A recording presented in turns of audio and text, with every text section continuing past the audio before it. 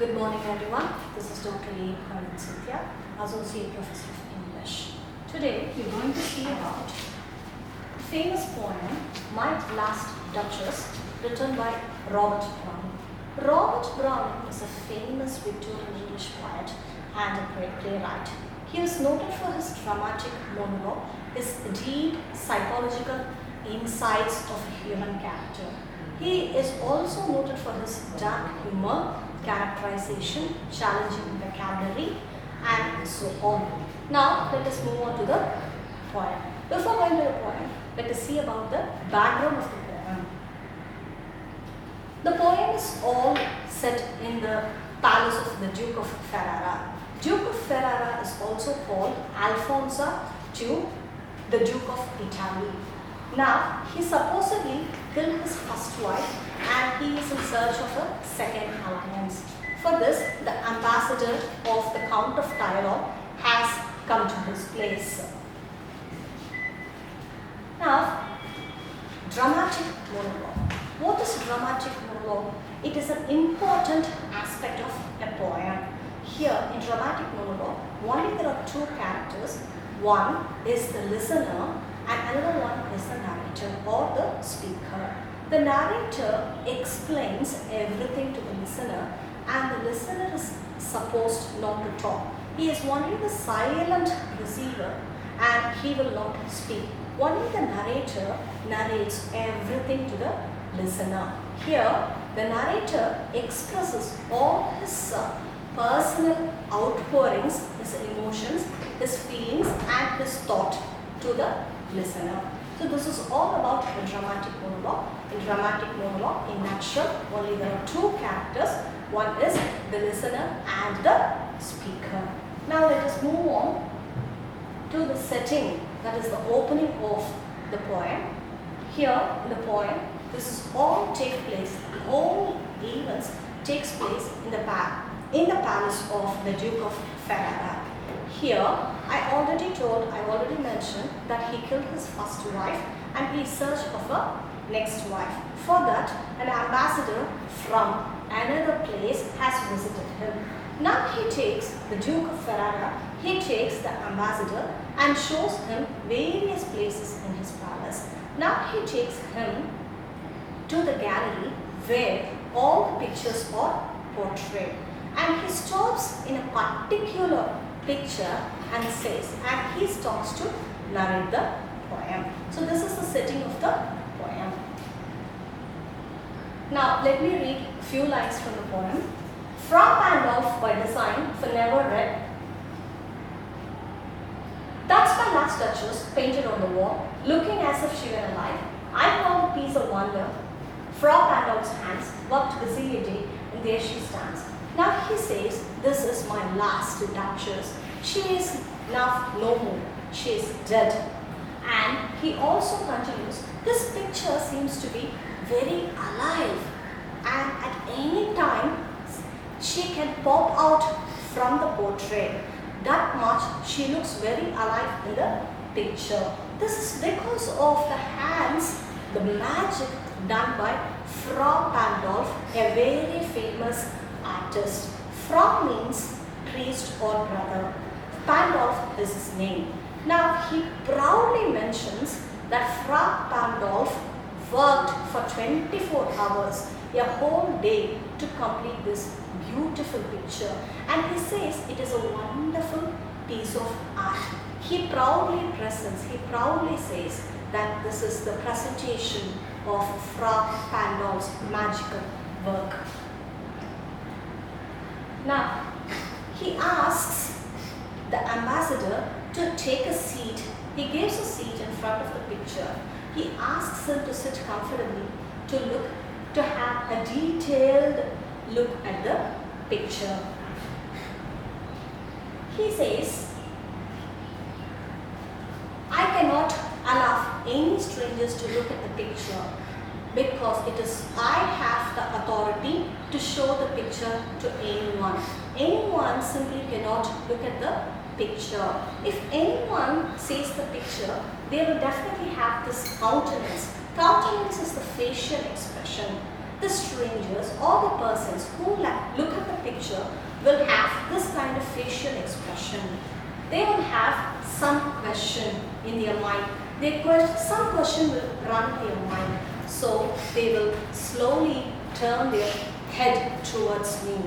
And they will have the question, but they dare not ask this question. They don't have the guts to ask this question to me, but simply they turn their face around me, and I will understand the question. Now, he says, it was not her husband's present. People will try to ask, why this kind of blush in her face? But I say it is not because of the presence of the husband. It is not because of me. The Duchess' face looks blushed. I am not the reason for her to blush. He says this is the spot of joy. The spot of joy came to the Duchess not because of my presence. He continues that because Fra Pandolf, the painter, could have told anything that made her to blush.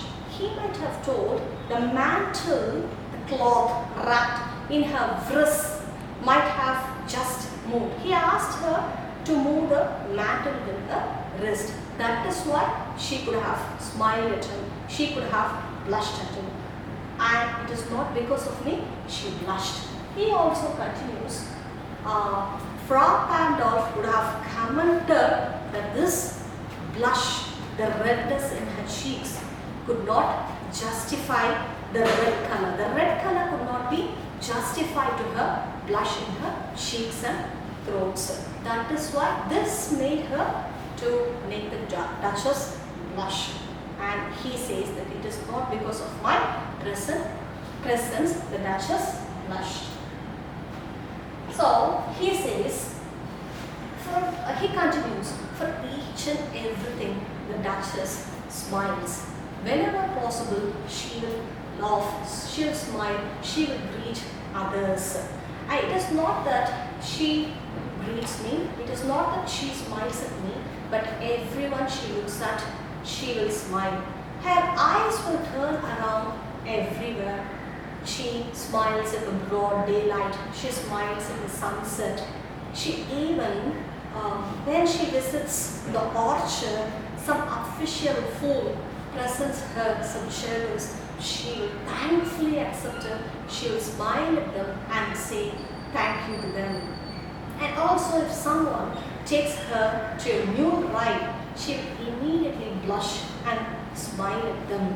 And it is not that she smiles at me every time. She will also smile to everyone. This kind of attitude, this kind of behavior, I don't like in her. And again, he says, I have given her the honor of 600 years legacy to her. I have given her this tradition and culture to her, but she is not grateful. She is not graceful. She is not showing any gratitude to me. And I have given her, present her, a golden brooch which lies in her breast. But she doesn't look at it. She does not holler. She doesn't show any gratitude to me. She will always smile to everyone.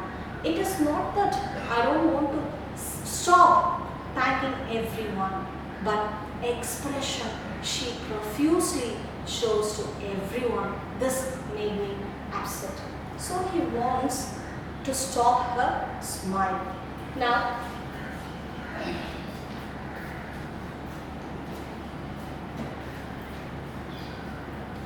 in the next stanza, she also continues, after seeing, it shows that how manipulative, how egoistic the Duke is. Now, he says he does not like the smile of the Duchess. So the Duke orders once for all to stop all her smiles. So he commanded his officials to kill her, to murder her. The Duke of Ferrara might have told the Duchess Duchess to stop all his smile at the strangers, but he does not want to do it. It doesn't mean he has the ability to do it, but if he told, she might have listened to it or she might not listen to it. She may disobey to him, but the Duke, he did not tell anything to her. He just commanded her, he just ordered her to kill her, ordered to kill her. That is why the Duchess is murdered. Now, he pointed to the ambassador that all her smiles, he gave commands to stop all her smiles. And once for all her smiles stopped because she is killed, she is murdered forever. And by this, now he asked the ambassador to rise up, and he takes the ambassador down to show the important officials, to introduce the important officials to him. He says, your owner has countenance. He is known for his munificence. That means generosity. He will generously give me lots of dowry. Yes, I need only his beautiful daughter along with the dowry. This shows how manipulative, cunning, and he is fond of material possession also.